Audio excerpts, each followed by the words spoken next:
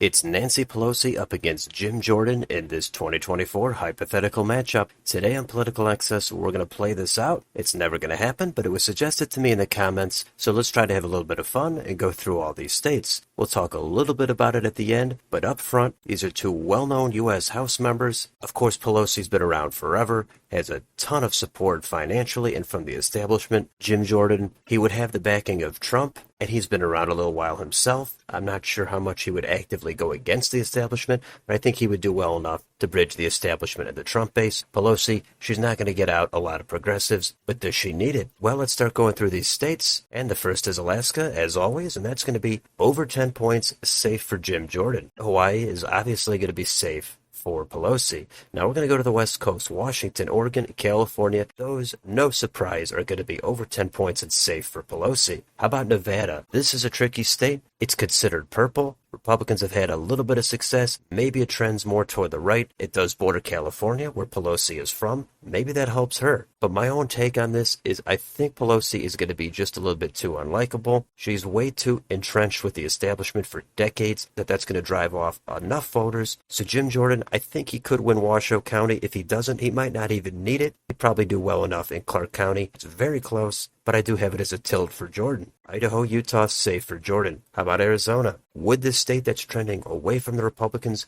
be able to swing back with Jim Jordan on the top of the ticket? There's a possibility. I'm not confident in this rating, but I do have it going to Jordan by about a 1 to 2 point lean margin. Let's go to Montana, Wyoming. Those will be safe for Jordan. Colorado, that will be just under 10 points, likely for Pelosi. New Mexico, that'll be just under 5 points. Leans for Pelosi. North Dakota, South Dakota, safe for Jordan. Nebraska at large, safe for Jordan. In the 2nd District, that's the bluer district, and the trends there are not with the Republicans. Pelosi, I don't think, is the right person for this district, but Jim Jordan, I'm not sure if he is either. So this one was hard to decide. I ended up settling on a tilt for Pelosi, but of course that could go either way. Kansas, safe for Jordan. Oklahoma, safe for Jordan. Texas, that is going to be likely for Jordan. Up to Minnesota, that'll be about 4.5 points, leans for Pelosi. Iowa, that'll hit just above 10 points, 10.25, 10.5 max, safe for Jordan. Missouri, Arkansas, Louisiana, safe for Jordan. Now we're going to go to Wisconsin. This is another tricky state. Again, I think Jordan would be able to get out enough of that Trump base, and he would not get wiped out in the suburbs. The driftless area, those counties, there are more Republican votes to squeeze out there, and I think Jordan would be able to do just enough there to get this to about a 1.5 point margin, so it will go leans for Jordan. Illinois, that'll be low double digits, probably around 11, maybe up to 12 points, safe for Pelosi. Now we're going to go to Michigan. This is a classic Rust Belt state. Republicans had success there in 16, not a lot of success since. And Indiana settled on a tilt for Pelosi.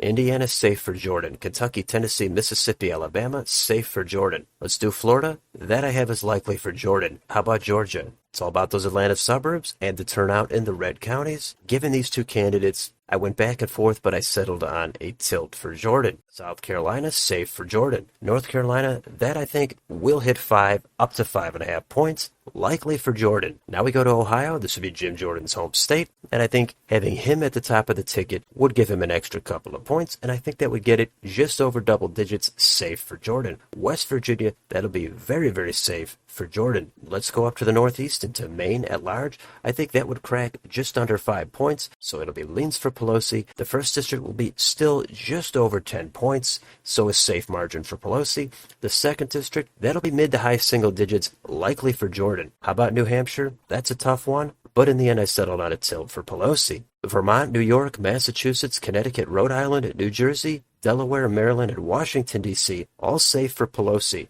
And now we come to Pennsylvania. Per usual, this is another state that's tricky. Could go either way, depending on different factors, the national environment, but it does border Ohio. Jim Jordan is from the Rust Belt. I think Pelosi would be a little bit more out of touch, and I think that would be enough to get this into the Republican column by a tilt margin. And finally, the last state is Virginia, and that'll still be over 5 points, likely for Pelosi. And there's your final map, 297 for Jim Jordan, 241 for Nancy Pelosi. Jordan does pull out the win here. It's not overwhelming, but I just saw Jordan being able to claim enough of these states. So Pelosi has some strengths. She's going to at least talk superficially about economics and healthcare and unions. That's her best bet for the Rust Belt, culturally and on some social issues outside of abortion. I don't think she's really going to fit in too much with those Rust Belt states, Wisconsin, Michigan, Pennsylvania, but some of these suburbs I do think would be close. The Atlanta suburbs, the Phoenix suburbs, the Philadelphia suburbs, etc. So Jordan would be viewed as controversial. That's for sure. I don't think he would get favorable treatment from the media. I think Pelosi would. I think a lot of Jordan's most outrageous statements would be played over and over, and that would try to scare voters into voting for Pelosi. Now, how much would that actually hurt Jordan? It's hard to say. Probably just a little bit, but not enough. Pelosi is going to be viewed as elite and wealthy and out of touch.